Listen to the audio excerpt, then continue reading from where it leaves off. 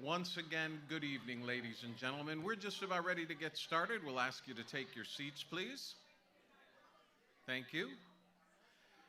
The event is streaming out to our virtual fans.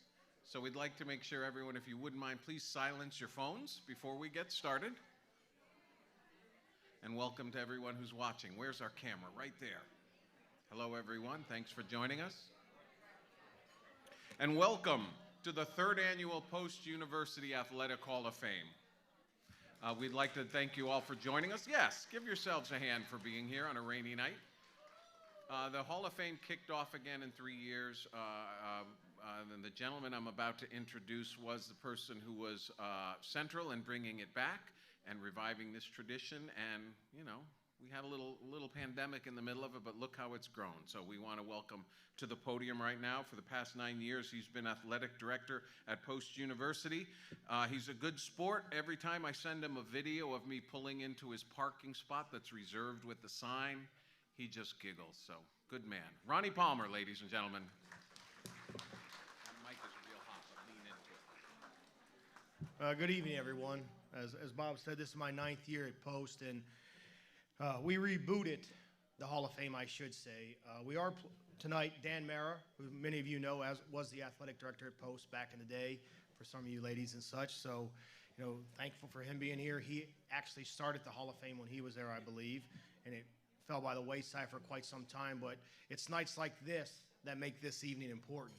You know, and Scott Allen, our senior VP's here, Don Sherman, our Dean of Students, thank you guys for coming. It shows the importance of athletics and what it means to our lives.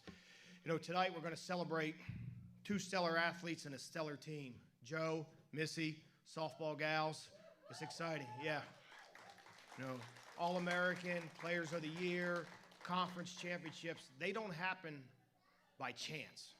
Hard work, desire, what the coaches drive through their young people to get there and such. But let's just take the next hour or 2 that we're here.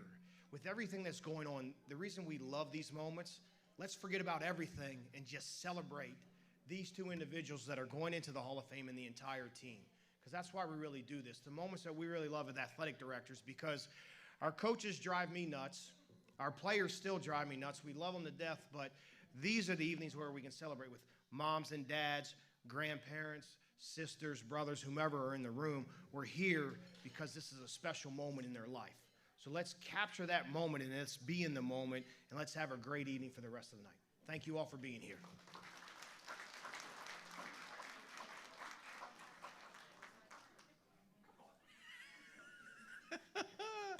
All right, ladies and gentlemen, we're going to bring up our first presenter to honor our first honoree. She was head volleyball coach and softball coach at Post University from 1999 through 2006. Is that correct? Is that correct? I'm lucky that she gets to come hang around campus still. She's now a detective with the Waterbury Police Department, has been on duty and hanging out there, and I always feel a little bit better when I see her around. Ladies and gentlemen, please welcome Dawn Spellman to the microphone.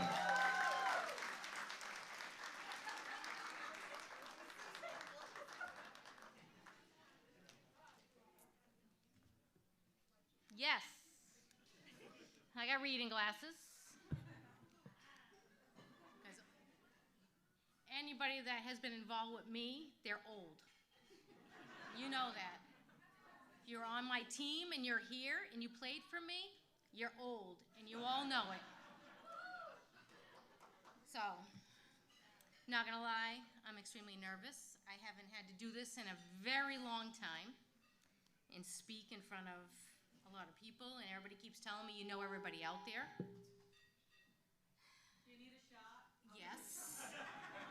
100%. A little bit closer. All right. All right. Okay. Thank you.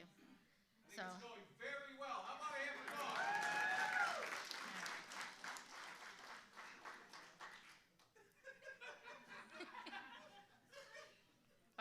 Absolutely, take your time. No problem. All right. Yes, I'm going to use these. So I am here, thank you, to begin, Ronnie, thank you. The athletic department at Post University, thank you. Karen, Mike's here. If I missed anybody, Scott Allen, thank you. I appreciate this opportunity to be able to speak on behalf of the player that I'm going to induct as well as the team that I coached. So I am here tonight to introduce Melissa, Missy, Czeremcha, D'Angelo.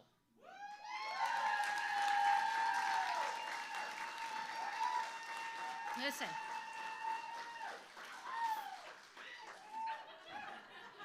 From hard-hitting New Britain. All right. So listen, Missy attended Takeo Post. Don't, I know, I hear you. So we're here. Missy is Takeo Post. She's not Post, just to be clear. Not that that matters, but it means something to the guys. Everybody, all the girls that are here that play for Takeo Post, so that does mean something. So from 2000 to 2004, 23 years ago. We got that? 23. It's a long time, all right? Missy was a standout athlete for 3 sports at Takeo Post. She played volleyball, basketball, and softball. One of the most impressive facts about Missy over that career was that she never missed a game due to injury. 12 seasons, never missed a game. But during basketball season of her freshman year, she got mono. She missed a couple games. You didn't miss any games? I got false information. It was softball season, actually. It was right before Florida. All right. Either way, she got mono. She missed some practices. According to her, she didn't miss any games. At the end of the day, how did she get mono?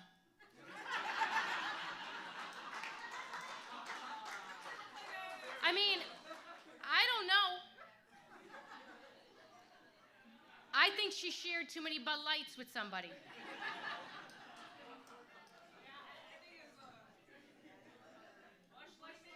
Bush Light, Natty Light, whatever it was definitely a beer. Step up now. All right. So, I mean, at the same time, no injuries, never missed a practice or a game. For me, Missy was primarily my first recruit as the programs were transitioning from NAIA to Division II, which is a huge deal during that time. What all 3 programs needed was a player who possessed her skill set and, more importantly, the heart she played with. I believe the main reason she chose TPU at the time was because she was able to play all 3 sports. She probably had, I know she had decisions she could have made at other schools, but they probably said, you can only play basketball, you can only play this, you can only play that. But she chose us, and it was huge at the time.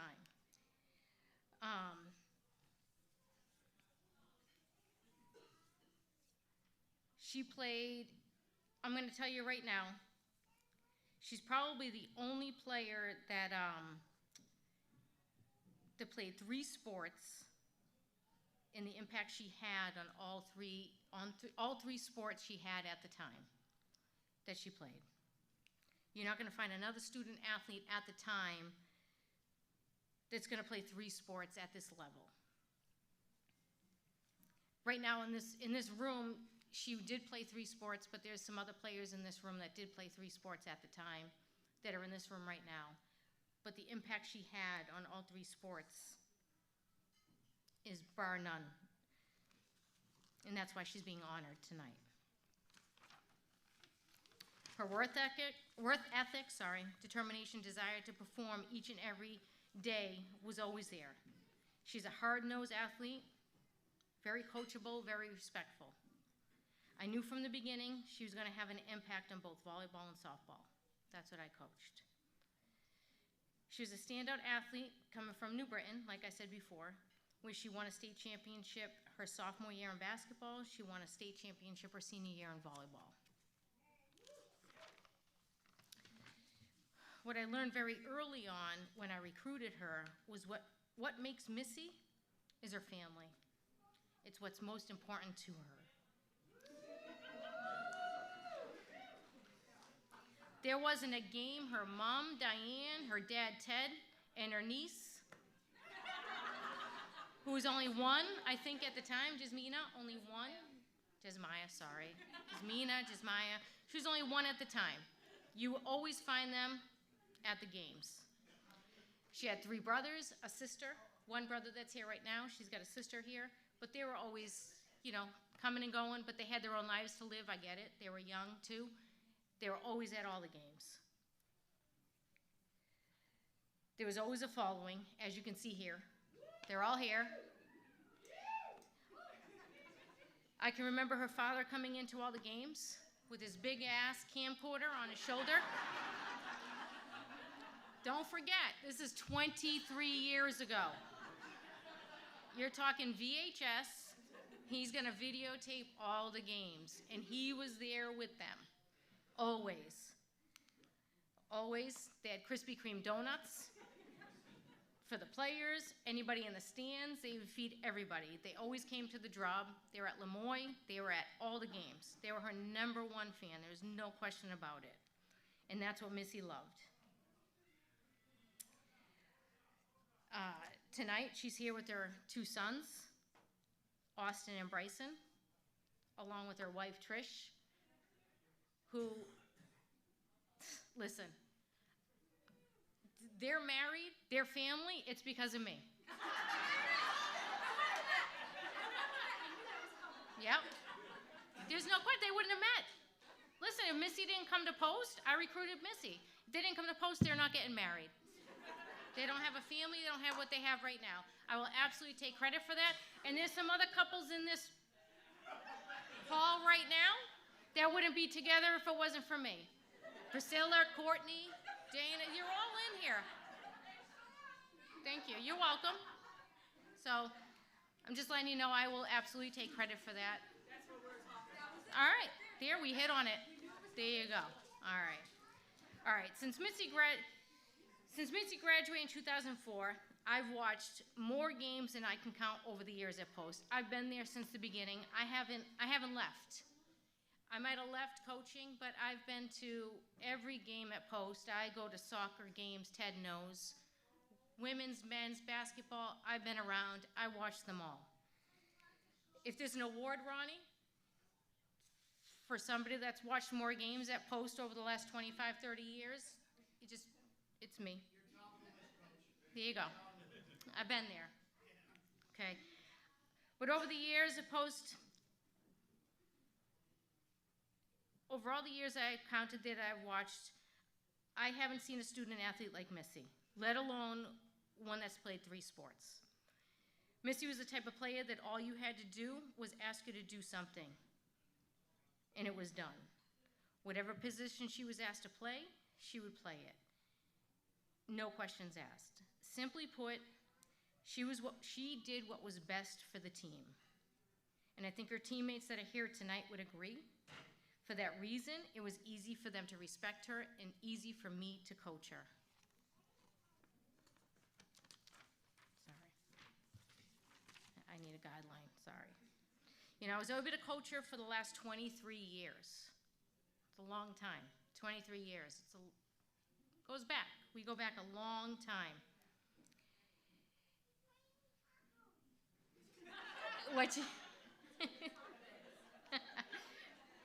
And so over the 23 years ago, things that I would not be able to say today, that I was able to say back then, from punishment runs for the team, to speeches where I'd have to take the entire team from the gym to the tennis court to express what was going on during those games, which I'm sure she's clear and she knows that we've done. She never shied down, she never backed away from the challenge. It's just the type of player Missy's always been. You know, and Missy doesn't necessarily have stats that jump off the page at you where you're like, oh, she was number one in this, number one in that. But what she produced over the 12 seasons was consistent commitment to winning. There was no question the success that the volleyball and softball programs had between the years of 2000 and 2004 were because of Missy. The 2000 season was the third season of the volleyball program at Takeo Post at the time. Missy laid the foundation for the success that the program had over the course of the next 4 years and beyond. Her freshman year, we won 17 games her freshman year, which sounds like a lot of games. But the year before, we only won 5. So recruiting Missy was huge, and she was a huge impact on getting from 5 to 17 wins. Her sophomore and junior season, Missy was 8th overall in kills in the CACC. Both her junior and senior year, we played for the CACC championship. We weren't able to bring home the ship. We weren't able to bring home the championship. We didn't get a ring or anything, but we played in those championships. And she was named to the all-tournament team. And it never dawned on me about playing in the championship, like 2 years and stuff, until, I'm not gonna lie, I was in the gym not too long ago, and Ronnie had come up to me and he said, congratulations, and I'm not gonna lie, I was like, oh, for what? And he said, oh, you're inducted to the Hall of Fame, Missy, your team, you know, the softball team, win a championship. And he said, not everybody gets to win championships. And he's right. Like, just being able to get, you know, you get to play in a championship game, that in itself is a huge accomplishment, never mind winning it. And it didn't dawn on me until that point. So just volleyball alone, you know, she played in 2 championships in her collegiate year in volleyball. We didn't win, but listen, we played. And we did the best we could do. And she was named to the all-tournament team. Just for volleyball alone, during her career there, she's 2nd in all sets played, all time. She's 5th in all-time kills played. She's 6th in all-time blocks. She's 10th in all-time blocks, and she's 1st in all-time aces, just in volleyball alone.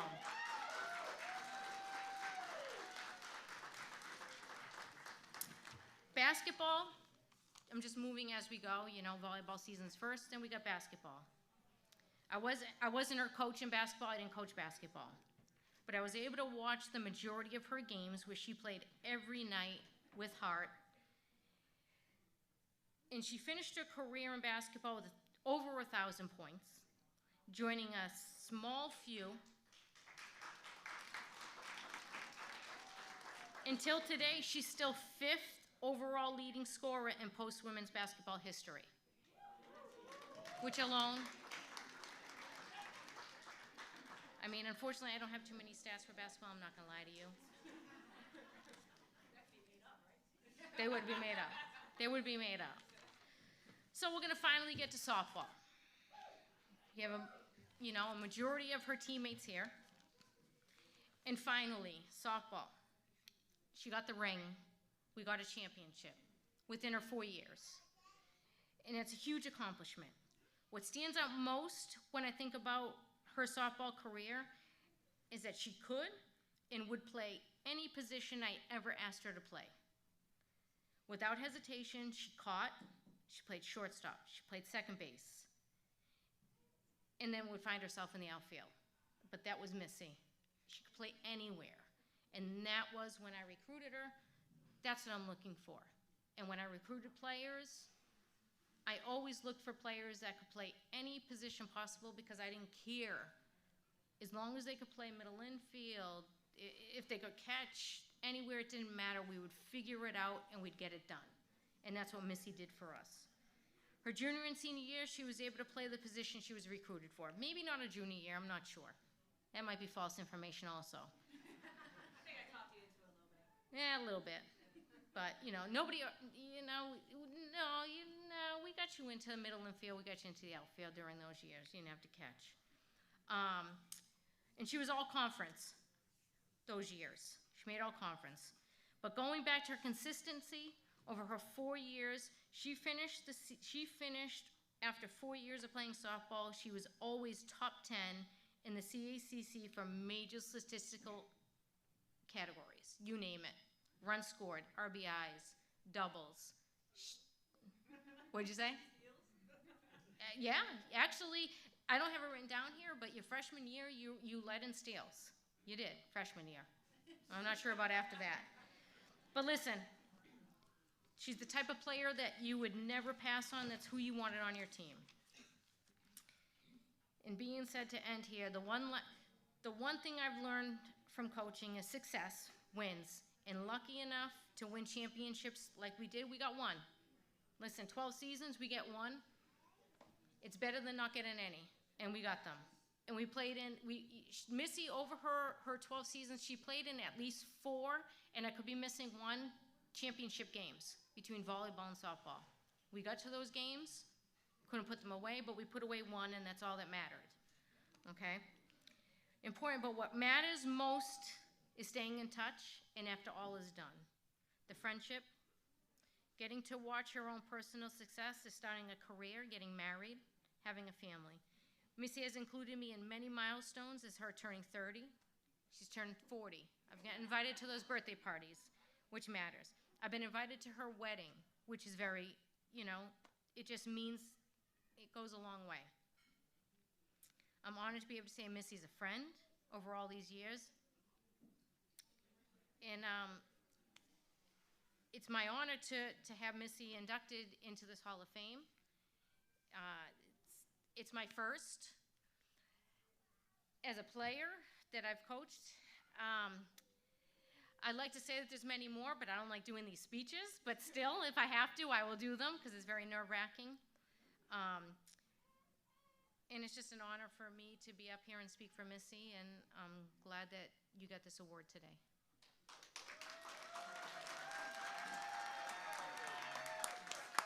Thank you. Don Ronnie, would you join me up here for the presentation? Missy, can we have you up here, please? Right here, brother. Oh, my God. I think it's going very well. Ronnie, if you don't mind, we got a little camera action here. Come on in.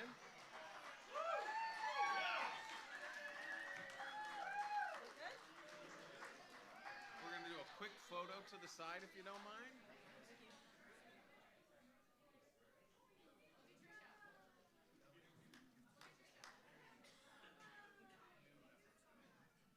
Missy, the mic is yours.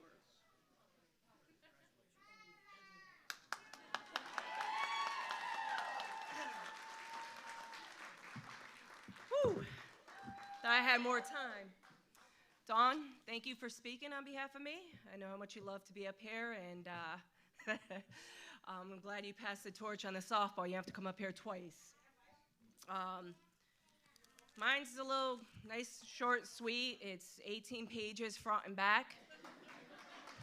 Friends, anybody? But really, it is nice and short, sweet.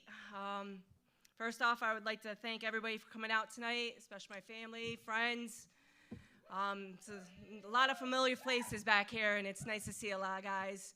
I talk to some still. I see some often. Some I haven't seen in 20 years, so it's a nice night. I'd also like to congratulate Joe and all the amazing ladies from the 2003 softball team that I can also say I was a part of. I'm being inducted as well. Congratulations. To the entire Hall of Fame committee for giving me this honor, I thank you. When I received the call from Karen letting me know that I was being inducted, I really thought I was being punked. I thought she was in the area and wanted to stop by, and she's like, no, this is really happening. Never did I imagine I'd be standing here accepting an honor of this magnitude.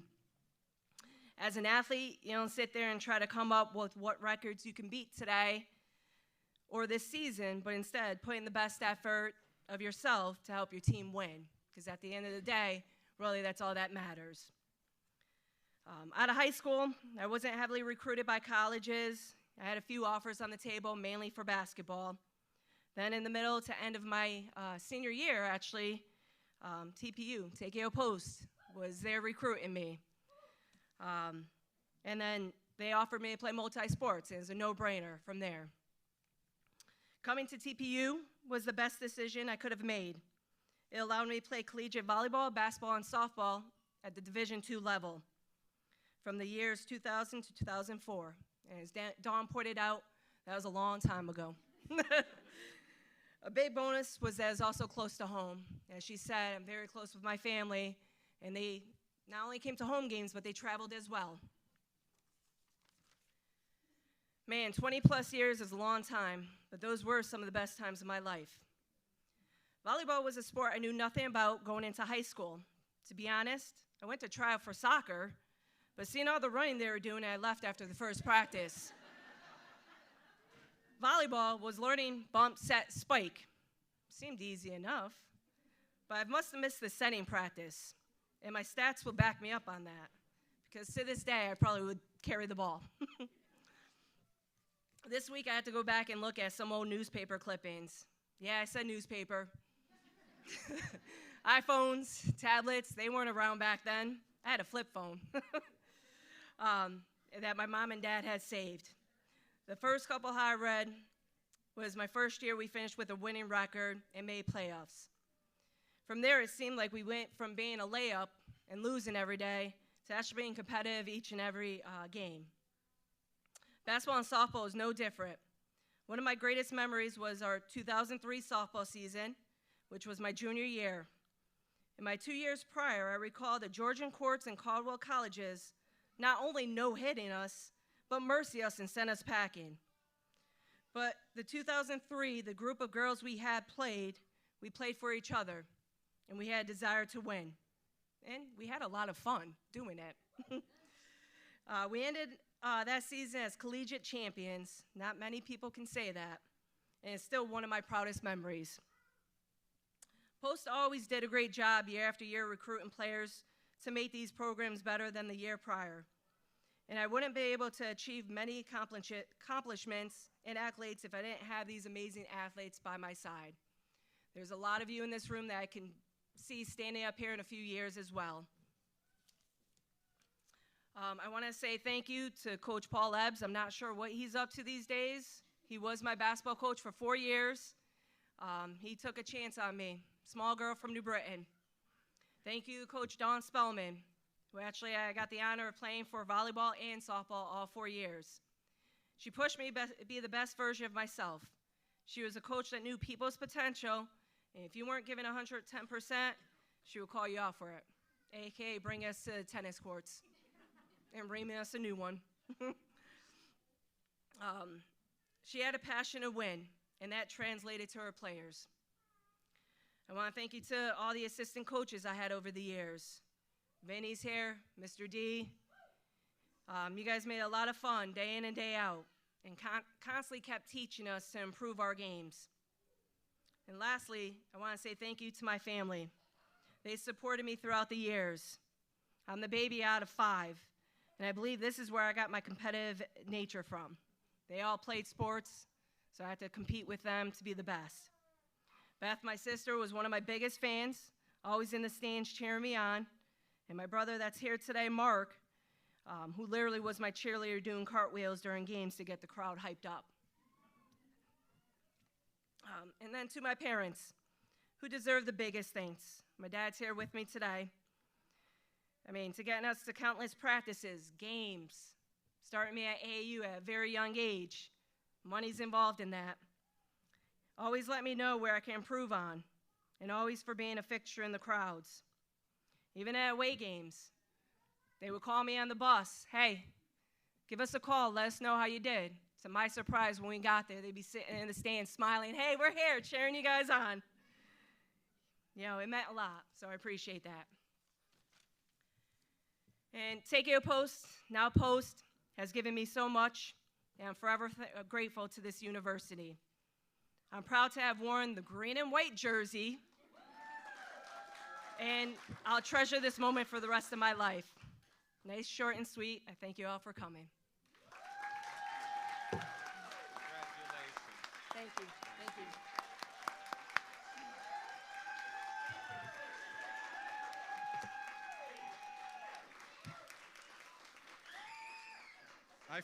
I forgot about TPU. I thought PU was bad enough. But then I remember I went to Fairfield University. Thank you very much. Next up, the next gentleman has been with Post since 2005, head soccer coach. Right now, folks, I don't know how many of you are still following Post athletics. Post men's soccer team has run the last 4 CACC championships in a row, and they are currently ranked in NCAA Division II in the country. They are currently ranked number 11. Please welcome to the microphone, Teddy Haley.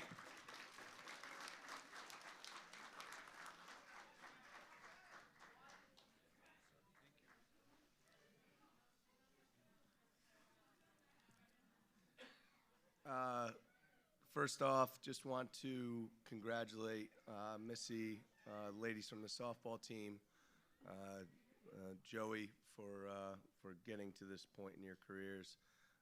Phenomenal to be in this room with you guys, and Ronnie Palmer for bringing this back to us.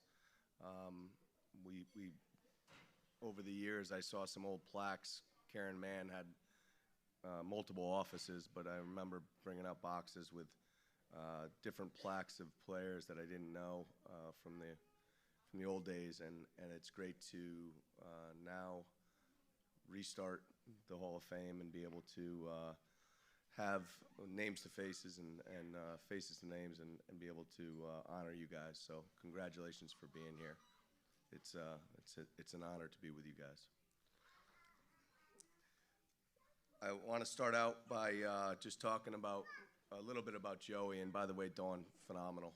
It felt like 23 years.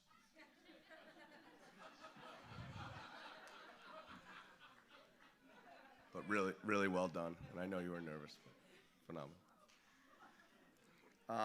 I met Joey, and I don't know how many people have had the experience to watch the movie Hustle with Adam Sandler and Bo Cruz.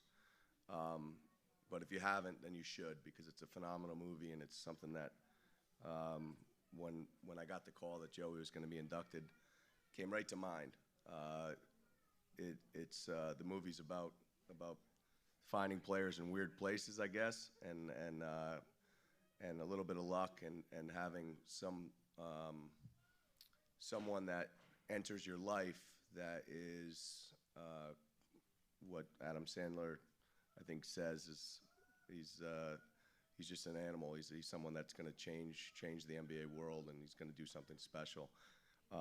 That was Joey for us.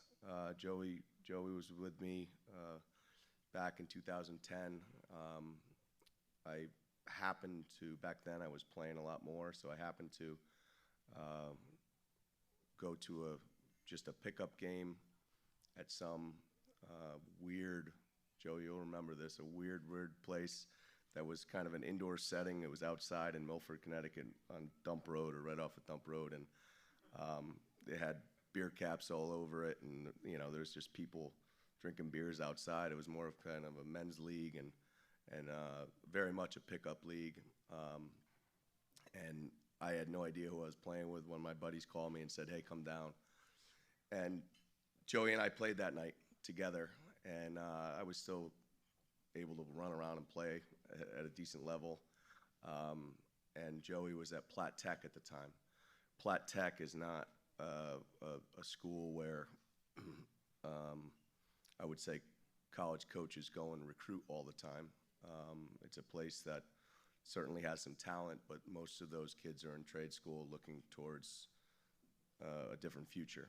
And so that night, when I got to meet Joey and play with him, it was a night that we had a really brief discussion, and I just talked about where you're going to go, what are you thinking, and what are your plans? And he talked about going in a different direction. In the course of a couple months, he's at preseason and is with us with a group of, at that point, people that he knew, people that were local, and a group that was really intriguing. And Joey ended up being someone that I found out quickly soon after was a tremendous athlete. one of my buddies called me and he said, "Oh, you're recruiting Joey Baccielo." I saw his name somewhere. He just dunked on me in the men's league, playing hoop. And I knew a little bit about his athleticism, but nothing like that. And so we had a discussion about what his potential was. His first year, he was a guy that came off the bench, but you could tell every single time that he wasn't on the board as a starter. He was absolutely pissed off. He was a guy that was so driven that I can remember, I think it was at a Felician game, he told me this is the last year that I'm ever going to start on the sideline, and next year I'm going to do the business. And he came back after the summer. I think it was the summer that he became an Abercrombie & Fitch model, which is absolutely the truth. I know if you guys remember Abercrombie & Fitch, it's the beautiful people that used to be on those posters when you walked in. That was Joey. Stunning athlete, obviously a great-looking guy. Bob Semionti just talked about people that were reaching out to him from Kansas City about Joey Baccielo getting an award. I don't know how that happens, but Bob, you can maybe add something to that. But he's a legend with in a lot of different ways, I would guess. I could say.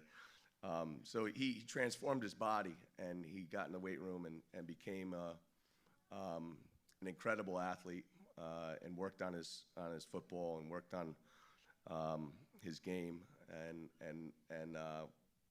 really became the key to who we are now. So I think that the big thing that I want to tell is just a few stories about where we are now, and Bob mentioned it. We would be nowhere near a nationally ranked team, a team that is talked about with the powerhouses of the region or nationally, without Joey and his teammates starting that process. We were good before, but that class and Joey being the alpha male of that class is what transformed us. There's no doubt about it. So just a few stories that go from that about Bo Cruz over there. One of the best stories that I think for me is which started kind of the process of us changing our mindset, was that we had some teams that were a little bit better than us, and we played down in Wilmington, and which is always a heated affair, and it was on the road, and I was glad it was on the road because of what transpired. But their staff is very animated. I tend to be quiet with Coach Lou over there. He's quiet too. No, just kidding. We're animated as well. So everyone is into the match, and there's no way around it. There was a bit of a confrontation right in between the two benches, and Joey ended up kind of bullying a guy because he's physically was just a monster and did his thing and whatever. And the bench went crazy for Wilmington, and their head coach, who I know very well, I'm friends with him, stood up and started just remarking at what was going on. And Joey was standing over the player. I'll never forget. He was standing over the player. And as a coach, I don't condone this at all, by the way. But he was standing over the player, and then he turned around, and he pointed, and he said, "Sit the fuck down, Nick," to the head coach. And it literally, and I apologize for the little kids, earmuffs back there. I apologize. As coaches, you know, it sometimes comes out. And Joey, you know it's not okay. But he did say that, and it literally changed the whole game. Everyone on our team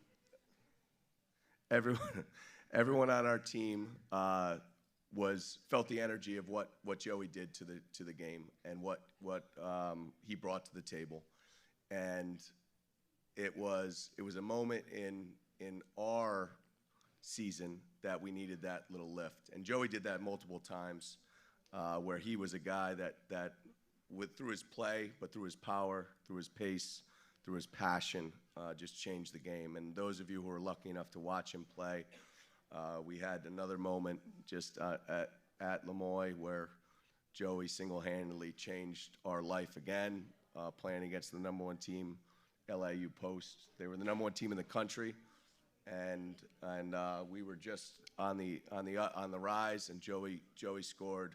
I wish we had the film of it, but the goal of his life, a fantastic solo mission where he went on a run and beat 3 defenders and scored in the 86th minute to bag the game for us, which changed our future. It changed our future.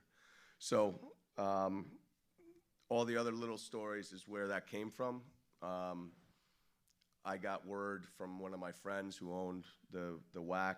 It was an indoor facility that some of my players were playing there, and I said, great, let them get into some different sessions. And they said, no, they're playing there at 4 in the morning. And I said, what are you talking about? And so Joey, Kevin Ipina, Ani, they used to go and get sessions in. They were so desperate for it and so desperate to get better that they used to train at 3 or 4 in the morning. So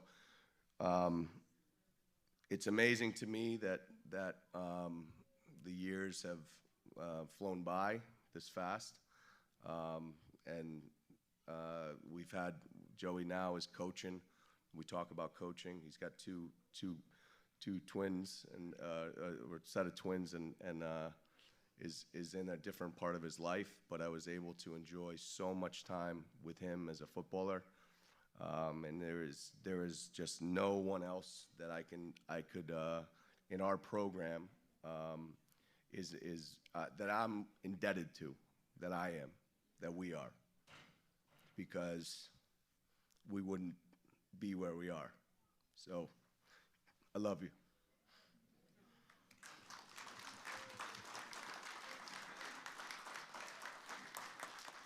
Thank you, Coach. Let's have Joe come on up to the stage. Congratulations, sir. Ronnie, don't sneak up on me this time. You there? Yeah. All right.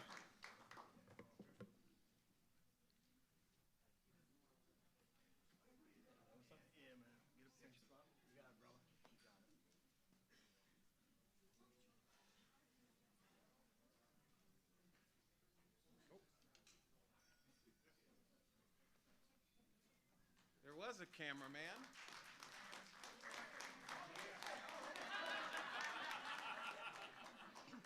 Mike's yours. Let me move this out of your way.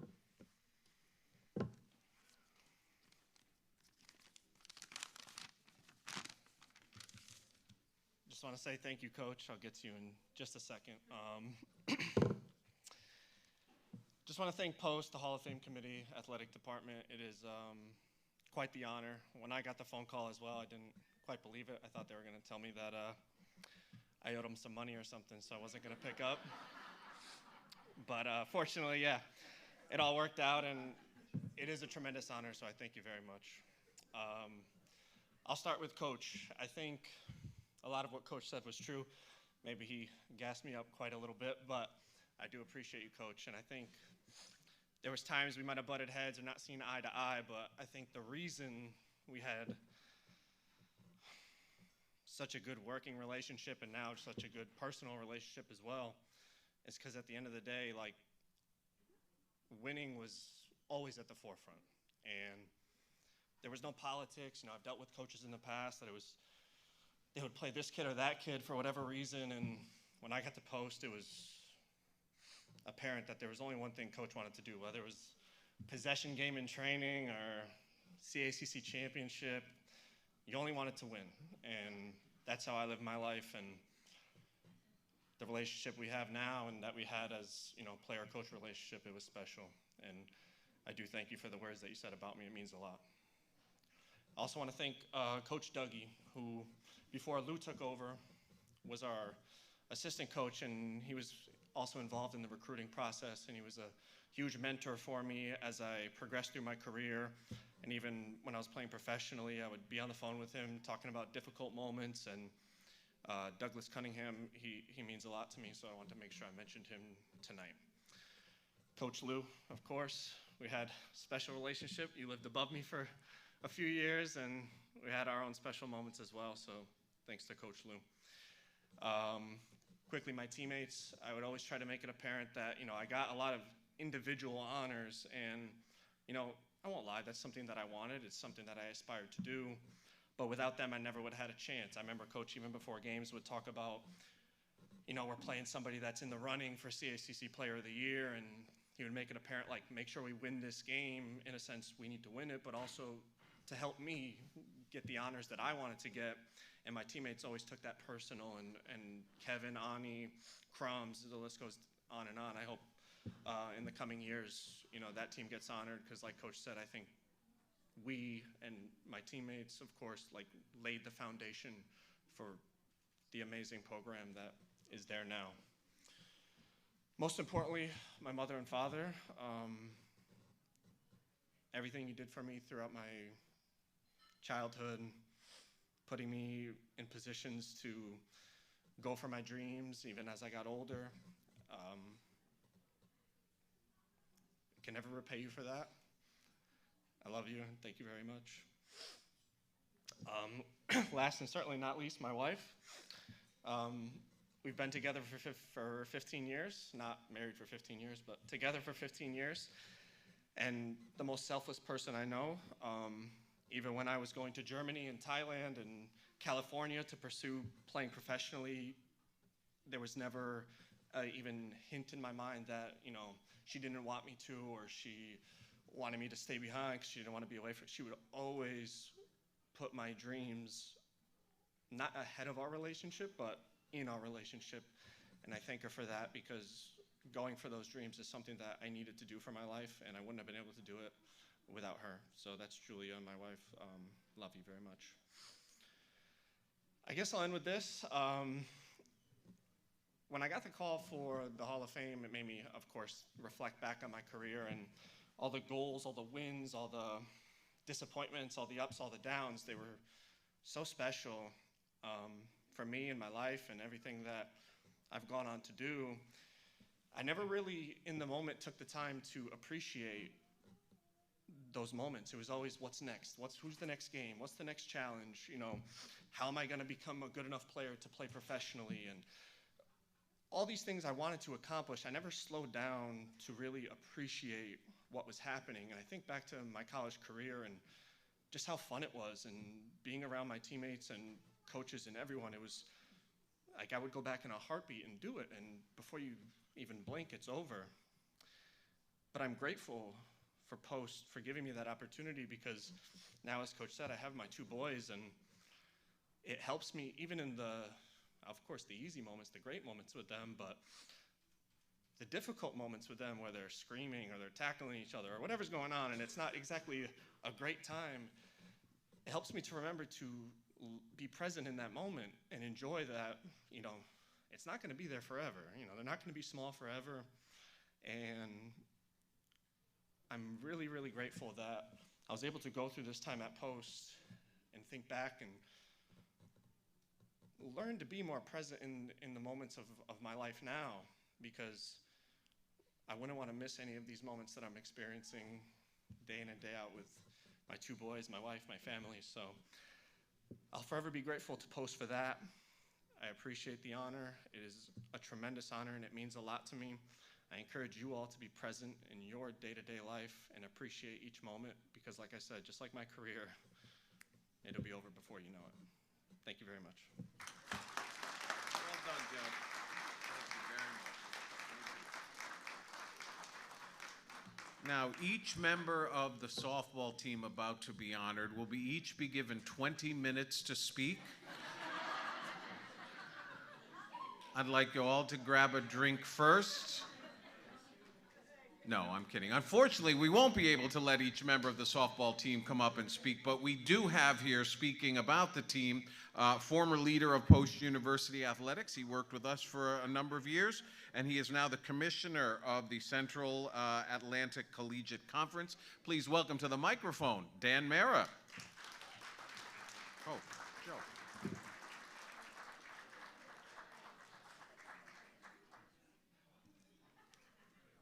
Thank you. It's a great honor to be here tonight. It's been 16 or 17 years since I worked at Post University, but when I was choosing ties tonight, I picked an orange tie because of Post's new colors, but I was thinking green and white. I just want you to know. All right. I guess there's only 3 people in this room or 4 people no, 3 that worked for Take Your Post and Post University, myself and Scott Allen and Karen. Dawn, you might have snuck in at the tail end. But it was certainly a great time, and I think we know from this group showing up here tonight how special it was. 20 years ago, and 99% of the team is here in attendance. That's absolutely amazing. All right. And the first thing I want to say is you're never a former champion. Once you're a champion for life. So, ladies, it may have been 20 years ago, but it's as real as it was then. You are champions.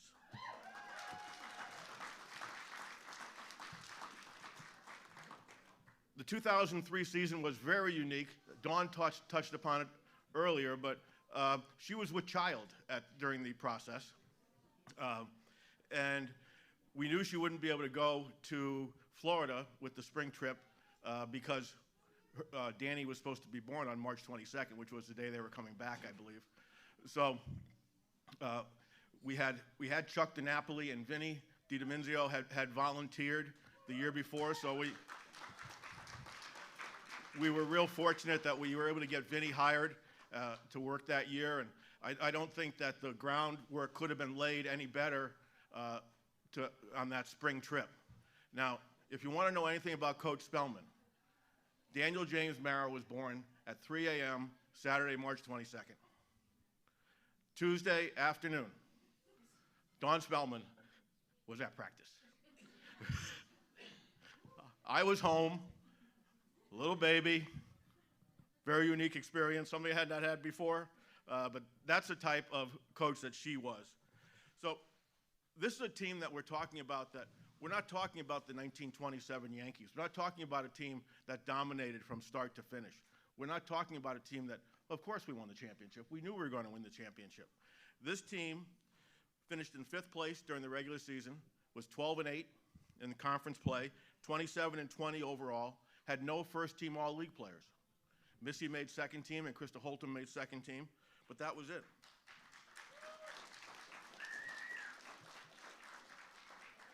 Finished 8th in the league in hitting. Finished 5th in pitching. That means earned run average, basically. But I will say this, they were 2nd in the league in strikeouts per 7 innings. And I think that came to the fore later on, because this was a team that was ready when the moment arose. They were not a team that was great in March and was great all the way through. This was a team that for one weekend in May, they were the best team they could possibly be. Going into the playoffs that year, I think somebody touched upon this. Georgian Court and Caldwell were dominant programs. Caldwell had Corinne Reiser, who was the first pitcher ever inducted into the CACC Hall of Fame, who the next year pitched them into the NCAA Division II World Series. Georgian Court had Kristen Anderson, the late great Kristen Anderson, who many people considered to be the greatest pitcher in CACC history, not in the Hall of Fame because she didn't graduate, but considered a great pitcher. And Sherry Keach, who was about 6'2" and was a great pitcher. And we didn't get a lot of hits off those people during the regular season. I don't know if we got any in some of the games. Yeah, I know. And those were the teams that we had to face. I say we because I was the AD. I was not there. We were hosting the baseball tournament at the time. And the Eagles defeated Georgian Court 2-1. Kirsten Anderson defeated her 2-1. And the next morning had to play Caldwell, Corinne Reiser, future Hall of Famer, and defeated her 2-0 with Chrissy Turallo and Jen Gerentano hitting solo home runs.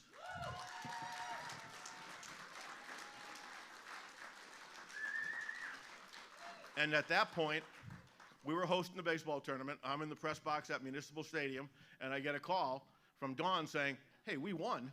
If we win in the afternoon, we're the champions. So I said, wow, that's unexpected. So Danny was in a car seat. I said to the staff, which I think was at the time was Karen, I said, you guys take it from here. I'm going to Bloomfield, New Jersey. So I drove to Bloomfield, got there just before the game started, and we got off to a great start. We're up 4-0. We scored 4 runs in the third. And I'm thinking, oh, I'm sorry, in the first. And I'm thinking, wow, we got a shot at this. And then lo and behold, fourth inning, Caldwell scores 4. And it's 4-4. And I'm thinking, well, it was a good run, you know? But we haven't beaten them before. Why would we beat them now? And then a miracle happened. 2 on, 2 out. There's debate as to exactly what inning it is. The scorebook says the 5th. The people in the back of the room says it was later. But whatever, it's a great story. Because at that point, I don't know who it was, but they hit a shot to right field that, in my mind, the first thought was, it's 7-4. Because the ball was gone. There was no fence. So it just would have rolled and rolled. And out of nowhere, something Ken Griffey couldn't have done, something Willie Mays couldn't have done, Jen Stango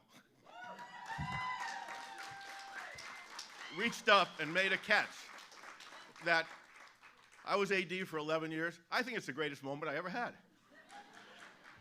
It was unbelievable.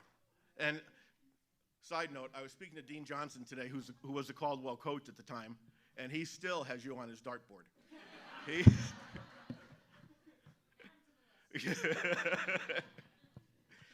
So anyway, so the game goes into the 11th inning, tied at 4, and at that point, Coach Spellman, brilliant move, pinch hits.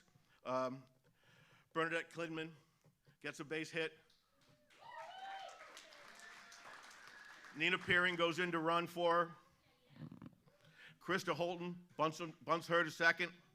And then Tracy Johnson steps to the plate and drives in the run. 5-4. We go to the bottom of the 11th. Caldwell leads off with a single. And I'm thinking, well, here it comes again.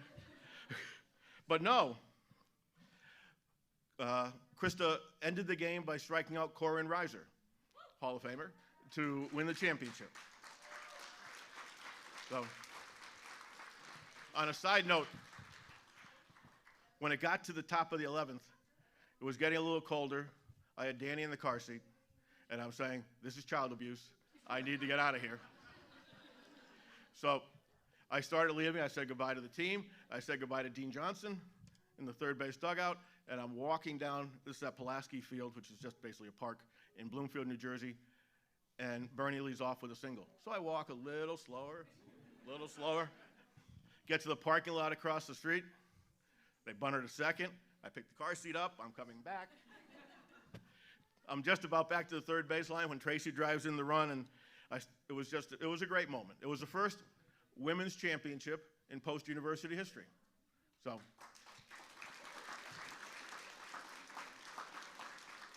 it was our first year as an active Division II member. It was a program that we worked really hard to build. All women's sports we were trying to build really hard. Athletics was an important part of the enrollment strategy for the university, and this was like a watershed moment. We won the softball championship. We had won the basketball championship the month before, and then later on we won a couple of golf championships, but that's when we really got on the map at the Division II level. So this team is very, very important. So ladies, champions then, champions now.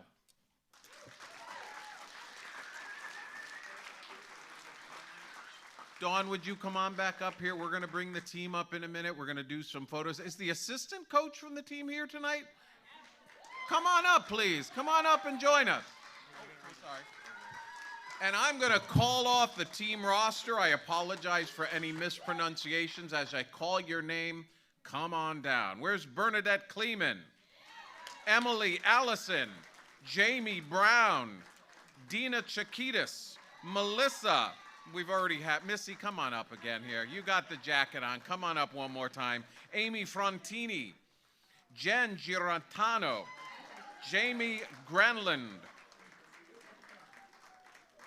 Krista Holtum, Tracy Johnson, Aaron McKenna, Diane Mulligan, Christina Pyring, Melissa Rodriguez, Jennifer Stango, Christina Tarallo. Let's give them all a hand. And I'm sorry, I had our coaches here, right? Assistant coach's name. Charles Chuck DiNapoli is here. All right, folks, let's get a tight group together for a photo.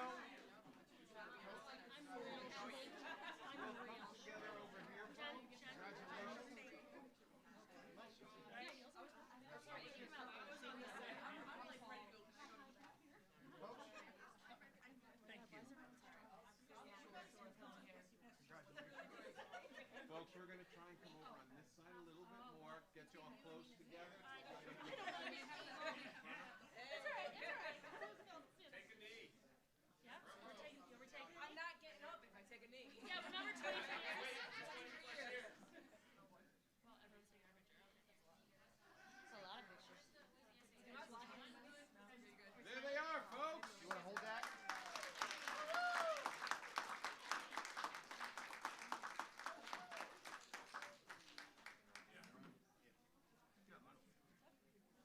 Congratulations once again. We have a couple more.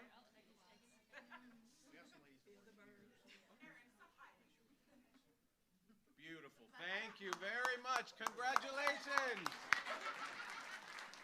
Folks, a quick announcement from your post-university alumni association. I spoke with a number of you beforehand, and I know some of you are not getting our emails from the alumni association. Grab your phone real quickly and just type out connect@post.edu. If you can shoot me an email at that email address, connect@post.edu, we will get you onto our list. You'll be getting emails from the Alumni Association. We have a Facebook group. We have a LinkedIn page. We'd love to see you find Post University Alumni Association.